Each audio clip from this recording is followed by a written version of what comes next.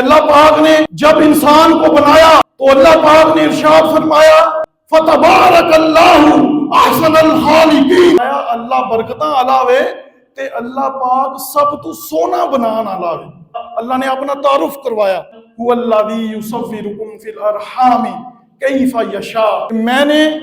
انسان کی شکل اس کے ماں کے بطن کے اندر بنائی۔ کوئی تصویر بنانے والا کہے گا بھائی لائٹ کے بغیر تصویر نہیں بنتی، اللہ پاک نے ماں کے بطن کے اندر انسان کی تصویر بنائی اور اندھیروں کے اندر بنائی۔ دنیا کے اندر اگر کوئی تصویر بنائے تو اسے روشنی کی ضرورت ہے، اللہ پاک بنا روشنی کے تصویر بناتا ہے، اور پھر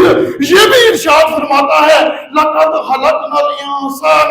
فِي أَحْسَنِ تَقْوِيمٍ، ہم نے انسان کو سب سے اچھی صورت میں پیدا کیا کہ آج دنیا کے اندر اگر کوئی تصویر بنائے